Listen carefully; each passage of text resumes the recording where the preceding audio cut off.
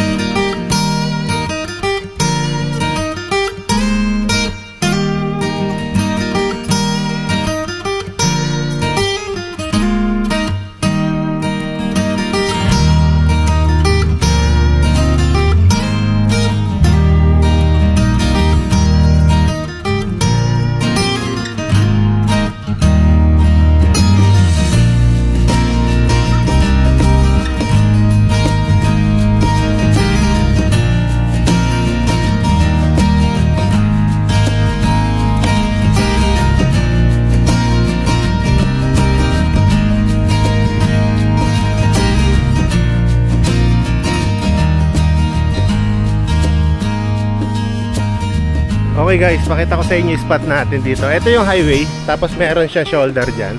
Ito si Darling, nag-iinit na ng ating ulam.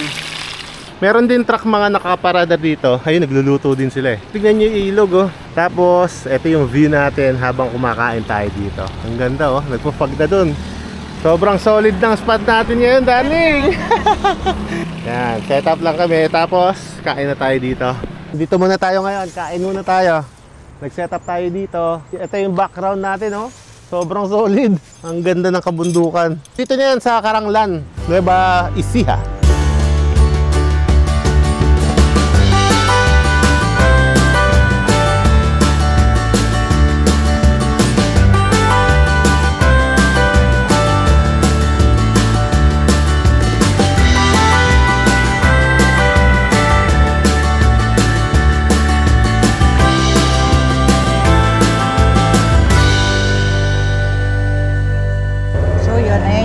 Kinain ng setup, nagliligpit na si Darling.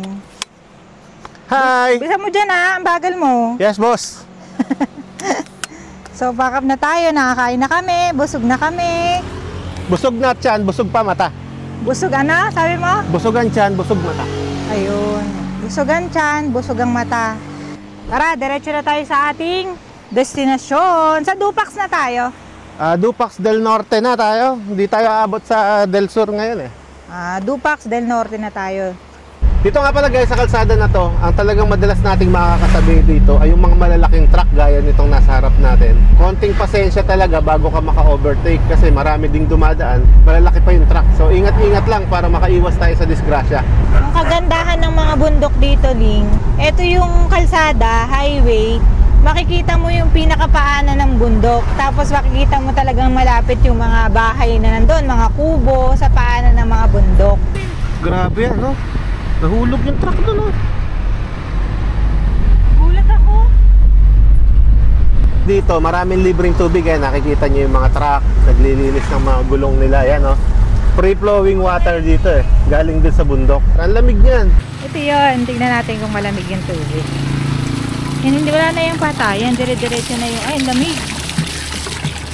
Dire-diretso na yung ano, yung tubig. Lamig! Parang yelo. Tapos meron siyang ganyan na ipunan. Ayun, ang dami, hilera. Ayan guys, nasa Aritaw na tayo. Sabi sa mapa, 700 meters kakanan tayo eh. So ito nga pala yung papuntang Baguio guys, itong kaliwa na to. Ito yung Aritaw, Nueva Vizcaya to Baguio Road. Ayan, kaliwa na yan. Ano ibig sabihin darling ng Adlaw T. Aritaw? Adlaw T. Aritaw. Nabasa ko. Araw ng Aritaw.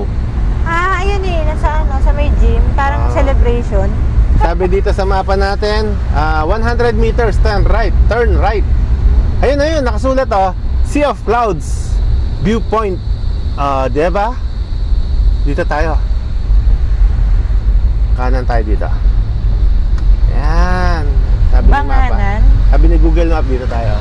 Banganan. Dito sa Banganan. Ganda ng kabundukan, parang nahawig siya sa bundok ng Maliko. Oo, grabe pala dito guys. Ang ganda pala ng mga bundok dito sa Dupax na to. Ganda oh. Actually, malayo pa tayo sa Dupax eh. 1 hour pa. Pero dito pa lang sa bungad, pagpasok ng, ano yung kanto? Banganan. Pagpasok pa lang dun dito sa may kanto ng Banganan, mga ilang kilometro lang, bumungad sa atin yung napakagandang mga bundok. Solid na solid, grabe. May nadaanan tayong palengke dito sa St. Vincent, Ferrer Parish, Dupax. Hindi ko, ang hirap bigasin ng mga pangalan dito. Dupax. So, ayun bili muna tayo ng bigas kasi nabusan tayo ng bigas para magsaing tayo mamaya. Okay, so pagdating dito guys, merong Y ang kalsada. Ayan, dito tayo sa kanan. Hindi ko alam kung saan papunta yung kaliwa nito.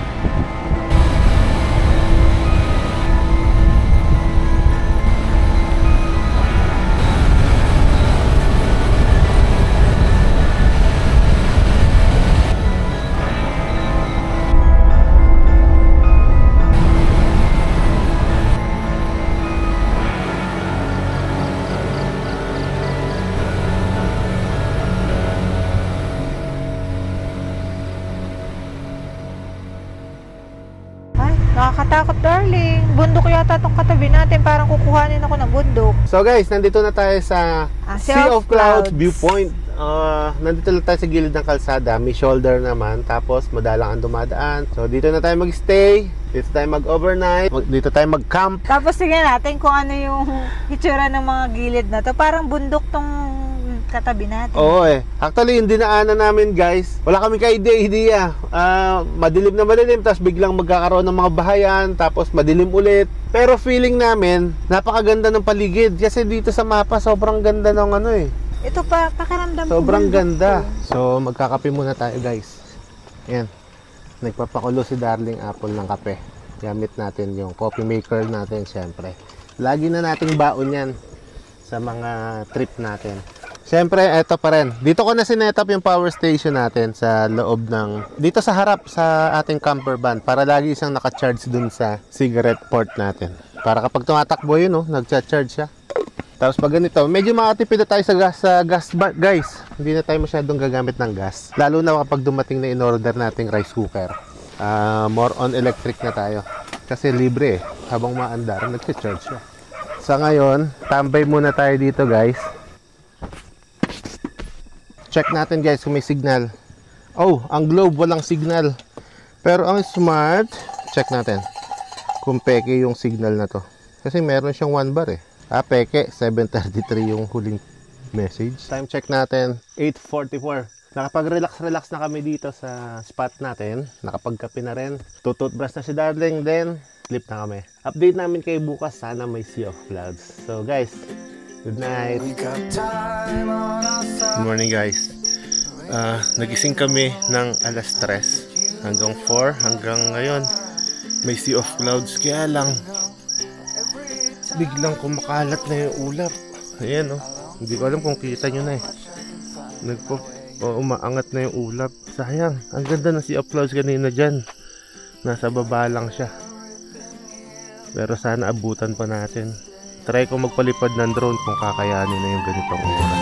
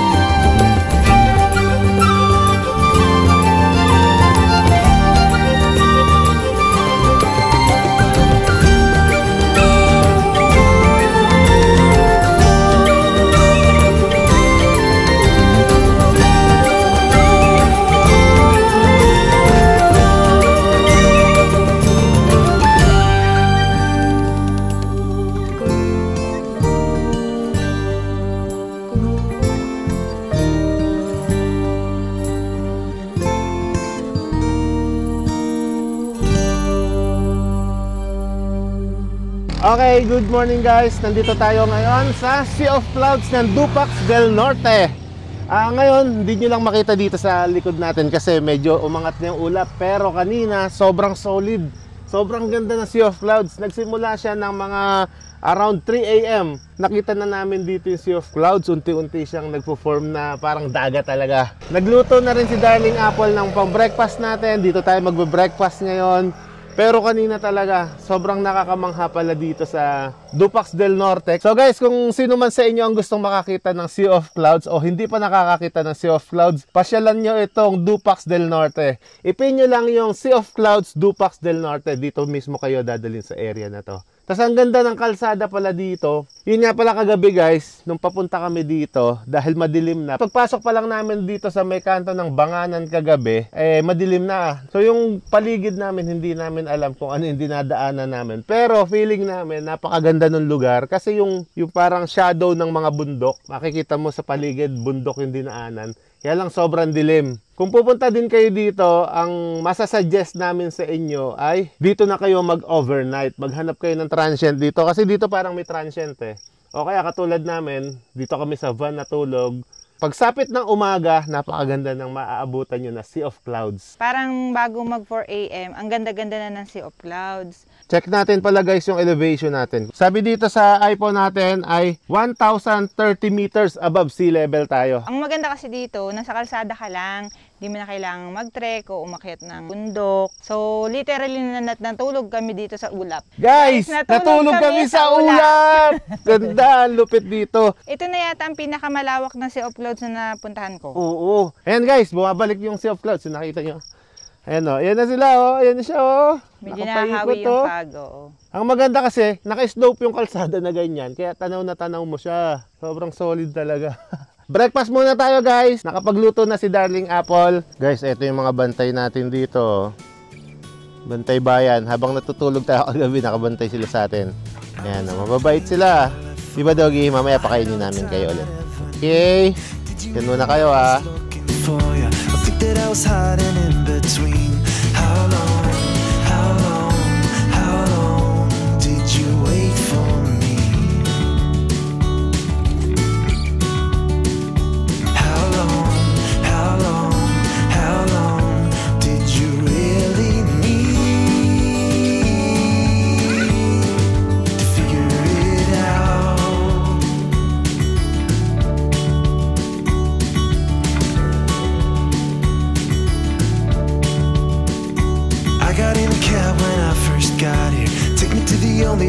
I know.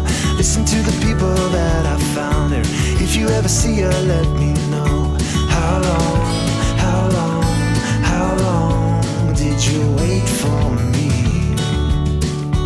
Oh yeah. How long did you really need?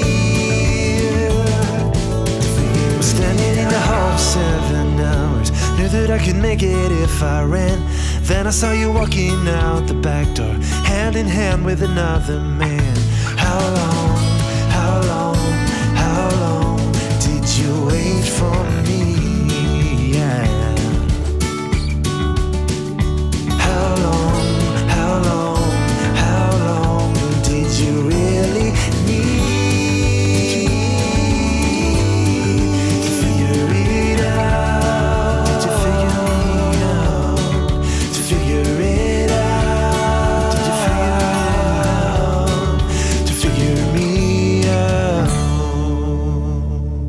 So yun guys, mayroon pala ditong parang restaurant. Ayan, welcome to Zongavan. Zongavan View Deck. Tanong natin kung bakit Zongavan. Dito tayo guys magkape. Mukhang maganda yung ano dito, vibes. Ang ganda ng hut nila oh. Pwede tulugan to. Tingnan natin yung view dito. Wow. Ito yung view guys oh, dito sa kapihan nila. Siguro ito yung isang transient nila. Tapos ito yung galawan. Tanong natin kay ate. Makakasama natin ngayon si Ate. Rosalyn po. Si Ate Rosalyn, siya yung pinakamagandang caretaker yata dito sa Zonggaban. Unang tanong ko, Ate, bakit Zonggaban? Kasi sa amin yung Zonggaban, susunggaban kita. Local term po yun, local word dito, dialect, na ibig sabihin pagka sa Tagalog po, tanawan. Tanawan. Opo. Viewpoint. Viewpoint. Opo. Zonggaban, Zonggaban. meaning viewpoint. Opo. Bugkalot word po. Ayun. Native na tao dito. Sa Nueva Vizcaya or dito particular sa Dupax? Vizcaya din, sir, pero karamihan dito sila, Dupax del Norte. Dupax del Norte. So, yun yung local na dialect dito sa Opo. Dupax. Mga tribo na Ilongot tribe. Ang tawag sa tribe ay Ilongot tribe. Opo. Hanggang Yung ngayon, Ate, dialect nila, Bugkalot. hanggang sa ngayon, Ate, may mga ganong tribe pa dito. Meron po. Ako po half Igoro tsaka Bugkalot. So, alam na natin kung bakit Zonggaban ang tawag dito sa restaurant and viewpoint. Tapos, meron din silang homestay dito. Tanong lang natin kay Ate kung magkano yung mga rates dito. Sa couple po, good for 212 po ang overnight. 1,200. Katulad po nito ating hut Ito na to. po, native hut po ng tribo nga pong kaya ganyan po yung design niya. Pero sinira po ng bagyo nating nakaraan. 2.5 po ito, sir. 2,500 po. Kaya po yan ng mga 10 packs. So, ayun guys, sa mga gustong pumunta dito, best time daw na pumunta dito at mag-check-in ng 4 p.m. hanggang kinabukasan kayo ng 12 noon. So, makikita nyo yung sunset na may sea of clouds, saka yung sunrise na may sea of clouds din. Ang sea of clouds ba dito ay araw-araw? Anong month ba magandang pumunta dito? Ang maganda sea of clouds? Araw-araw, hindi po. Depende po yun sa weather. May month po na minsan lang siya nagpo-form. May clouds naman po, fog din po. Kaya lang yung magandang formation niya, depende po yun So, sa weather. napaka-swerte po namin kanina Opo, inabutan opo. namin yung napakagandang Opo. Anong month po yung best month para pumunta dito? Maganda rin yung June, sir. First weeks mga June, ganito.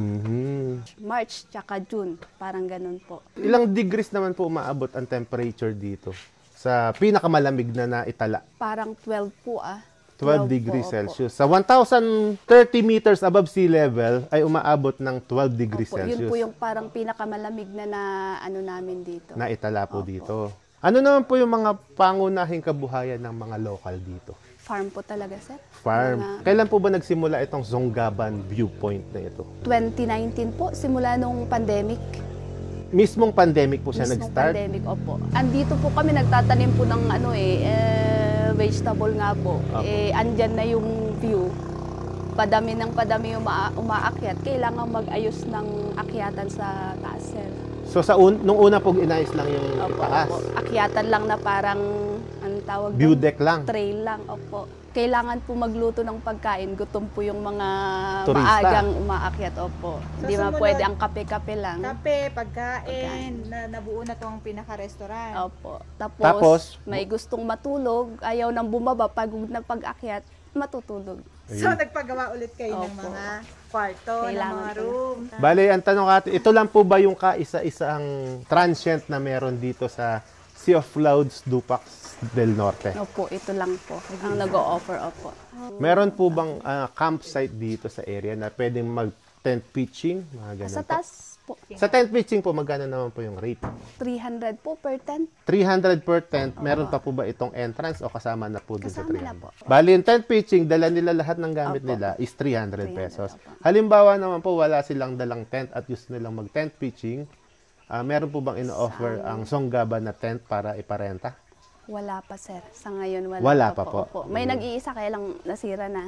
Parang pinakamagandang pwesto ang Zonggaban para magstay, kumain, saka mag-relax. Kasi dito na mismo yung viewpoint, dito din mismo makikita yung Sea of Clouds. Habang kumakain ka, kahit wala kang ulam, kanin lang. Saka yung kape mo mas lalong sumasarap, no? Dahil sa maganda ng tanawin. May nakita kaming ganito mga naka-display. Ito pala ay talagang nahuhuli dito sa part ng Quirino, ma'am. Opo. So, ito po mga ugsa po? Opo. Sa. Ugsa. Ito ay ugsa. Ito pala ay galing doon sa Quirino. So, nahuli siya. So, ngayon po, mayroon pa kaya yan sa part ng Quirino ngayon? Meron pa po kasi makapal-kapal pa yung mga forest nila dyan. Pero parang binabawal na po. Ito, anong, mas maraming sungay, oh. Tamo, okay, nakita pa rin yung kanyang mga yung balahibo niya, oh. Ano kadalasan natin nagiging problema sa gulay, sa presyuhan, sa pagbaba? Nagha-harvest kasi dito, parang bulto-bulto, ay truck-truck sila. Kaya minsan, biglang baba nung presyo doon sa may trading, yun naman ang pinaka dito. Masisipag yung mga tao, kaya lang, pagka sobrang supply naman, bagsak ang presyo, wala na, lugi na. So, wala po ditong nagko-control kung ano yung itatanim mo? O wala. Sinubukan naman ma'am, pero hindi pwede. Na parang isang place, parang ganyan, isang klase lang sana ng gulay, kaya lang hindi pwede naman. Ano po naging problema nun? Kasi di ba kung halimbawa, ikaw, yung itatanim mo, sayote at saka gabi, ikaw naman ay, ano pa bang mga pwede? Luya at beans. Trinay nyo pala ng ganon. Bakit po hindi siya naging successful? Hindi kaya ng farmer na mabuhay pagka ganun lang. Kailangan niya magtanim ng mas marami pa kasi hinahabol mo yung presyo mo. Pag walang maglalagay ng sistema, minsan pare-parehas kayo ng tinatanim, kaya bumabagsak ang presyo. Ngayon, nung inayos nyo po na ito ang itanim mo, ang naging problema naman, parang kinukulang, parang yung isang farmer, kulang niya yung pagka-beans lang, ayaw niya lang ganun parang gusto na mag-beans siya, magkakamatis siya. Minsan kasi biglang taas ng kamatis, biglang taas ng luya, parang jumajackpot kasi sa isang season, meron kang jackpotan, doon kaya bumabawi. Parang trial and error na tanim ako ng ganito, tanim ulit ng ganyan. Bahala na kung ano tatama, parang ganun. Parang, ayun, bahala, yung term mo, bahala na kung saan ka tatama. Ikaw bilang taga rito, anong nakikita mong maganda kaya para doon? Kasi ikaw mismo yung nakakakita. Bahala na kung anong presyo maabutan, basta tanim ko pa rin ng tanim. Mm-hmm. Ang naman doon, magtanim ka ng iba't iba na lang para kung ano yung mataas, doon ka babawi. Guys, kukunin na natin yung ating gulay. Hindi ko malimutan. Yan namili tayo ng gabi at saka ng sayote. Kila kuya. Tapos na tayo dito sa Sea of Clouds, Dubax del Norte. At nakita rin natin may transient pala dyan sa Zongaban Viewpoint. Ngayon ay papunta naman tayo ng Rolling Hills. Pero Dupax din siya, kaya nga lang Del Sur. Mga 1 hour daw na biyahe na mararating na natin yung area na yan. So samahan nyo ulit kami guys, napakaganda ng lugar na to. Solid pa lang, Nueva Vizcaya. Explore pa natin.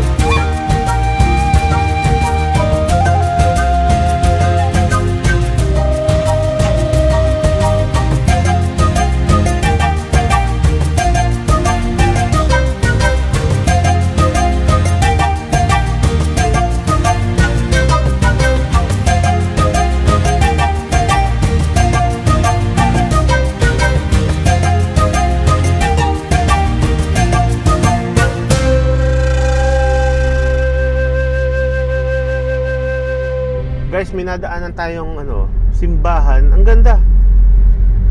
Hindi natin napansin to kagabi kasi madilim eh. Pasok tayo saglit. Tingnan natin. Ang ganda eh. Ang tanda na ng simbahan na to, no? Oo, Kastila pa yan. Kastila? Ano pa pala ng Kastila to, guys? Grabe. Ito lang siguro, kuya, ito. Ito bago na o pati yan? Pati ito. Kasi tisa pa, no? Ito yung kampana, sir. Anong year pa ito? Napakaluma siguro nito. Nasa 200 na ata yan. Years. 200 years. Ito, sir, dati yan sa taas. 3 yan. Ang 2 na iwan doon. Tapos yung parang ano nito, andito po sa museum, yung parang bilog niya. Ah, yung kakalembang. Yung kalembang niya, andito po nakapreserve dito sa museum namin. Sarado po ba yung museum ngayon? Sarado, sir, wala kasi si father. Dati na to, yung bakan ito dati ng ng kooperatiba, tapos sa taas, yan po ang kooperatiba namin nung araw. Tapos ngayon lumipat na sila. So itong ginawa ngayon, museum.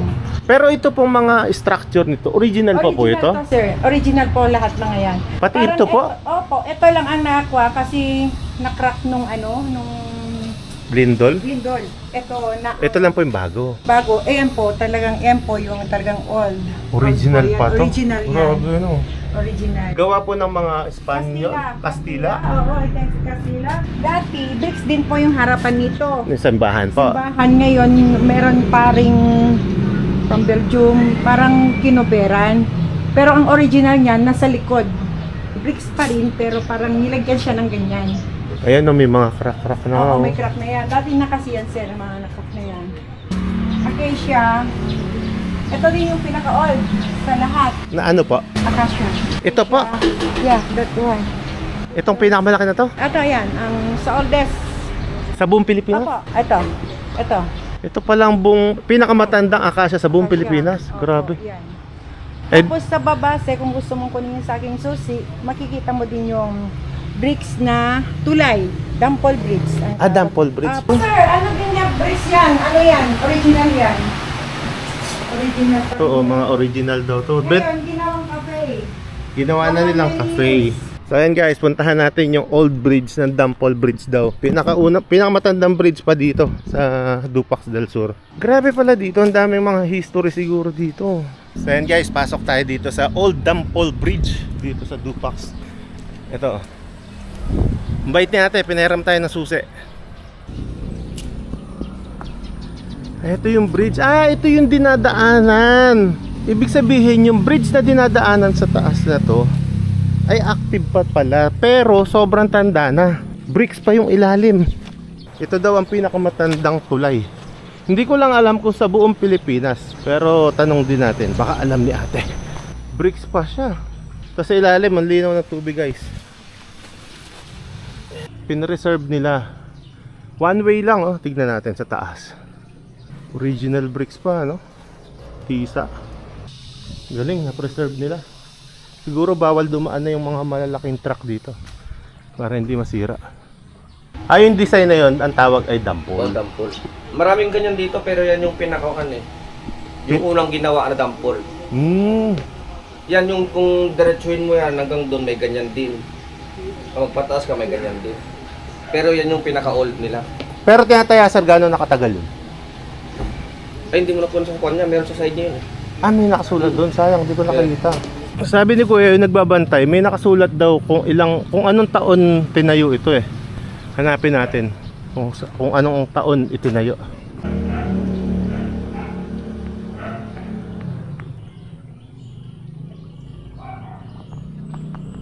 Di natin makita dito sa baba guys, baka nasa taas.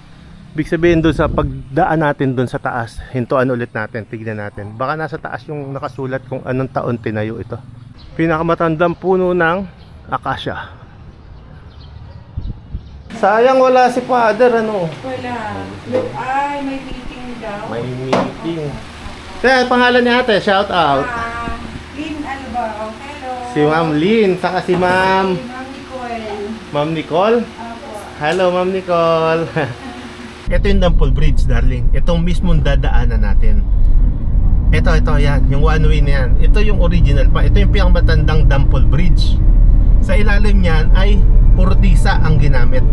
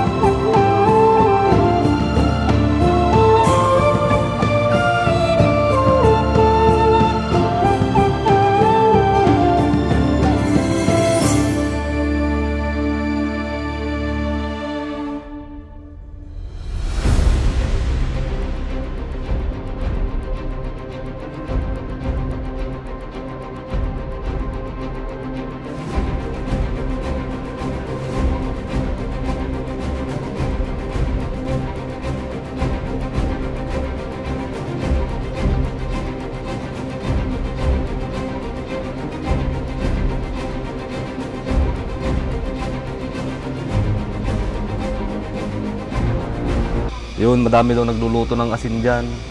Pero parang pinagbabawal daw ng Hapon, kaya pinagbabasag daw yung mga banga. Yun lang naman yung kwento niya sa akin.